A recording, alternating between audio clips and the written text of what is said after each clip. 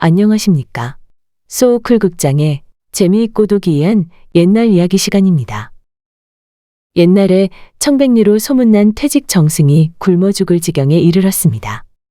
그러자 보다 못한 하늘의 상제가 어린아이 손바닥만한 남생이 한 마리를 선물로 보냅니다. 이놈으로 무얼 하라는 걸까요? 구독과 좋아요 그리고 알람 설정 부탁드립니다. 재미있고도 좋은 글로 보답하겠습니다. 옛날에 정직하고 청렴하여 제임시의 백성들의 사랑을 엄청나게 받던 김시성을 가진 정승이 있었다. 그는 나이가 많아지자 임금의 만류에도 불구하고 정승 자리에서 물러나서는 시골에 묻혀 살고 있었다. 마음이 맑고 깨끗한 데다 너무나 정직했기 때문에 김정승은 현직에 있을 때도 가난한 생활을 면치 못했다. 그러니 퇴임 후에야 오죽하겠는가. 쌀이 없어 백비탕 한 그릇으로 끼니를 대신할 때가 한두 번이 아니었다. 어느 날 과거 공부하고 있는 정승의 아들에게 아내가 살며시 다가오더니 미안한 표정으로 속삭였다. 여보, 먹을 것이 하나도 없어요. 산에 가서 나무라도 해서 양식과 바꾸지 않으면 안 되겠어요.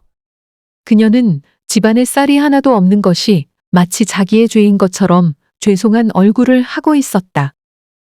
하지만 어쩌겠는가? 소문난 청백리 집안에 양가의 규수인 그녀가 스스로 원해서 부친을 조르고 졸라 시집왔으니 그녀에게도 조금은 죄가 있으려나. 과거 시험 공부한다는 핑계로 집안일에 등한한 채 책만 파고 있던 신랑은 그 말을 듣자 정신이 번쩍 났다. 아내가 이런 말을 하게 만들다니. 부끄러웠다. 그러자 갑자기 젊은 가장으로서의 책무를 다해야겠다는 생각이 솟아올랐다. 산에 나무하러 갈 것을 결심한 김생은 이웃 농민을 찾아가 부탁했다. 갈 길을 하루만 빌려주시겠습니까? 이웃집에서는 깜짝 놀랐다. 정승의 아들이 산에 나무하러 간다는 것은 꿈에도 생각할 수 없는 일이었다. 그 착하고 어진 농민은 생각했다. 최근 정승집 굴뚝에서 연기가 나오지 않은 것을 보면 쌀이 없는 게 틀림없어. 그래서 쌀 한 마를 정승의 아들에게 주었다. 고맙게 생각한 며느리는 이웃집에서 준 쌀로 밥을 지었다. 밥상에 쌀밥이 놓인 것을 본 정승이 물었다. 이상하구나. 이 쌀은 어디서 생겨난 것이냐? 정직한 며느리는 사실 그대로 대답했다. 그러자 정승이 노발대발했다. 손이 닳도록 일을 해서 겨우 먹고 사는 농민의 쌀을 거저 받아오다니. 어찌 그럴 수가 있느냐? 당장 친정으로 돌아가라. 시아버지를 위한 노력이 오히려 그를 노하게 해 며느리는 어쩔 줄을 몰랐다. 손이 발휘되도록 빌고 난 후에 밥은 돌려줄 수 없으니 밥 짓고 남은 나머지 쌀을 돌려주었다. 하지만 시부모님과 신랑에게 맹물 끓인 물을 계속 드릴 수는 없었다. 고심 끝에 그녀는 자기가 산에 나무하러 가기로 결심했다. 그래, 나무를 해서는 장에 가서 팔자. 이웃집에서 갈퀴를 빌려 산으로 간 며느리는 땔감을 긁어 모았다. 바로 그때 개암나무 열매 하나가 머리 위에 똑 떨어졌다. 며느리는 그것을 주었다. 이것은 이웃으로부터 받은 게 아니다. 집으로 가져가 시아버님께 드리자. 라고 말하며 주머니에 넣었다. 그러자 또 하나가 떨어졌다. 이것도 이웃집에서 얻은 것이 아니다. 이것은 시어머님에게 드리자. 하고 주머니에 넣었다. 그러자 또 하나의 개암나무 열매가 떨어졌다. 이것은 남편을 위해 주머니에 넣었다. 또 하나 떨어졌다. 그래서 개암나무 열매는 모두 4개가 되었다. 이 열매는 내가 먹어도 되겠지. 밤에 신랑하고 같이 깨물어 먹어야지. 얼굴에 약간의 홍조를 띤 채 즐거운 상상을 하며 노동에 열중하고 있는 며느리 앞에 전에는 한 번도 보지 못한 어린아이 손바닥만 한 작은 짐승 한 마리가 갑자기 나타나더니 신기하게도 사람 말을 했다. 나를 집으로 데려가면 반드시 좋은 일이 생길 거예요. 그래서 며느리는 작은 짐승을 집으로 가져가서 남편에게 보였다. 김생이 물었다. 너는 누구냐? 저는 옥황상제가 가장 총애하는 신하인 남생이입니다. 상제님의 특명을 받고 이 한몸 바치러 왔습니다. 한양에 소생을 데려가서 운종가에 가져다 놓으면 기쁜 일이 생길 거예요. 하고 녀석이 우쭐거렸다. 한 몸을 바쳐? 도대체 무슨 특명인데 그러느냐? 에이, 미리 밝히면 특명이 아니죠. 한 주먹도 안 되는 것이 보기와는 달리 아금받고 맹랑하기 짝이 없었다. 그래서 부친에게 가져다 보였다. 퇴직정승은 이 녀석을 보통 동물이 아니라고 생각했는지 한양으로 가져가 보라고 아들에게 명했다. 부친의 명을 받은 김생은 남생이를 가지고 한양으로 올라갔다. 올라가서는 서소문 밖 칠필시장에 남생이를 가져다 놓았다. 그런데 한나절이 지나도록 아무도 관심을 가지지 않았다. 할 수 없이 남생이가 말한 대로 한양에서 가장 번화한 거리인 운종가에 가져다 놓았다. 그러자 희한하게도 구름처럼 많은 인파가 모여들어 구경했다. 하지만 아무도 값을 묻지는 않았다. 괜히 한양까지 왔나 후회하고 있는데 저녁 무렵 날카롭게 생긴 어떤 노인이 다가왔다. 이것은 대단히 귀한 영물이오. 이 녀석은 죽은 사람을 새 사람까지 살릴 수 있는 능력을 갖춘 존재요. 라고 말하더니 남생이를 자기에게 팔라고 말했다. 얼마면 사시겠어요? 김생이 묻자 1만 양 드리리다. 하고 노인이 대꾸했다. 1만 양이라니. 가슴이 덜덜 떨렸다. 그 돈이면 지금 살고 있는 마을을 2-3여 개는 살 수 있을 것이다. 하긴 사람 목숨 셋을 살릴 수 있다고 했으니 그 정도 값이 될지도 몰랐다. 김생은 놀란 표정을 들키지 않으려고 노력했다. 노인은 지금 당장 그 돈이 없으니 함께 자기 집까지 가자고 하였다. 김생은 남생이를 가지고 노인의 집까지 함께 갔다. 그리고 그날 밤은 노인의 영접을 받고 그 집에 머물렀다. 아침이 되자 노인은 엽이라고 하면서 엽전 한 꿰미와 당나귀 한 마리를 주며 말했다. 우선 이 돈을 가지고 집으로 돌아가시오. 당나귀에는 경마잡이를 붙여주겠소이다. 약속한 돈은 집에 도착하면 이미 가 있을 것이오. 김생은 처음 약속과는 다르다고 생각했지만 노인을 믿고 당나귀를 타고 한양을 떠났다. 시골길로 들어섰다. 그러자 어렵쇼.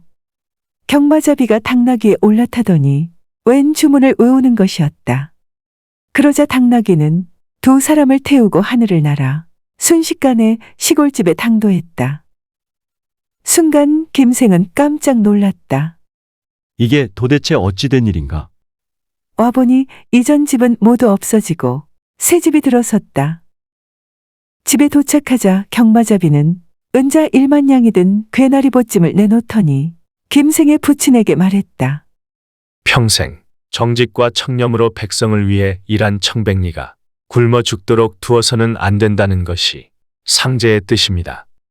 상제께서는 앞으로 좋은 일 많이 하실 것으로 믿는다고 하셨습니다.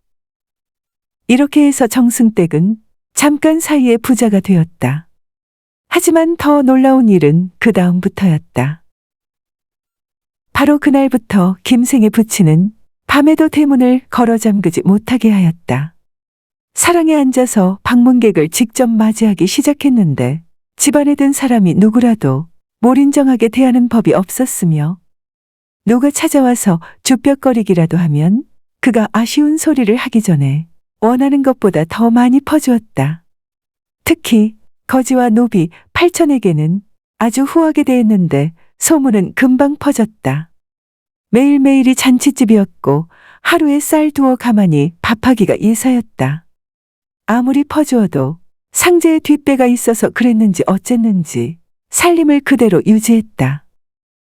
가장 신바람이 난 사람은 며느리였는데 그녀는 평생 상사람처럼 입고 부엌에서 일했으며 식단을 엄격하게 관리했는데 위로는 시아버지에서부터 아래는 거지에 이르기까지 밥상에 올리는 국과 반찬이 고기면 고기, 푸성기면 푸성기 똑같았다. 그러니 그 집에 가면 모두가 평등한 대접을 받았으며 모두가 어울려 살아가는 대동세상의 백성이 되었다. 열심히 공부하여 과거에 급제한 김생 역시 자기 부친과 똑같이 청렴하고 결백한 길을 평생 걸었음은 물론이다. 들어주셔서 고맙습니다. 용어 풀어올리겠습니다. 남생이는 중국 북동부와 한반도에 자생하는 파충류입니다. 주로 민물에 서식하며 2005년 천연기념물 제453호로 지정되어 보호받고 있지만 현재 멸종위기에 처해 있습니다. 운종가는 현재의 종로를 말합니다. 운종가는 사람들이 구름처럼 모였다 흩어지는 거리라는 뜻인데 조선시대 한양에서 제일 번화했던 거리라고 하는군요. 아금받다는 야무지고 다부지다는 의미입니다.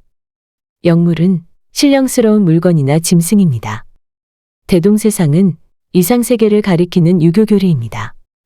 노인들은 그 삶을 편안히 마치고 젊은이들은 쓰여지는 바가 있으며 어린이들은 안전하게 자라날 수 있고 호라비, 과부, 고아, 자식 없는 노인, 병든 자들은 모두 국가에 의해서 부양되며 남자는 모두 일정한 직분과 직업이 있고 여자는 모두 시집갈 곳이 있도록 한다.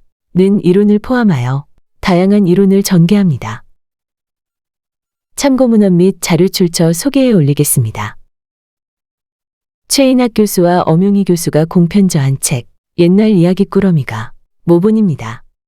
한국민족문화 대백과사전, 한국민속 대백과사전, 한국학중앙연구원, 국립민속박물관, 서울역사박물관 그리고 간송미술문화재단의 기사와 사진 그리고 그림을 빌렸습니다. 위키백과와 나무위키의 기사와 사진도 참고했습니다. 풍속화가 김학수의 그림, 숭례문박 옛 칠패시장을 빌렸습니다. 서울역사박물관, 전시마당에서 한양에서 가장 번화했던 운종가 그림을 빌렸습니다. 네이버 블로그에서 자운의 조선 청백리 유관의 일러스트를 빌렸습니다. 또 서울특별시 동대문구 문화관광에 소개된 하정 유관에 얽힌 이야기, 일러스트를 빌렸습니다. 조선시대 화가 김중근, 김득신, 김홍도 그리고 장승업의 그림 몇 점을 빌렸습니다. 123RF, 핀터레스트, 픽사베이, 크라우드픽, 프리픽, 픽스타, PNG트리 그리고 게티이미지뱅크의 사진과 일러스트도 빌렸습니다. 소우쿨 극장은 일주일에 3번, 매주 화요일, 목요일 그리고 토요일 오전 11시 전후에 이야기 올리는 것을 원칙으로 합니다. 고맙습니다. 다음에 만날 때까지 건강하시기를 기원합니다.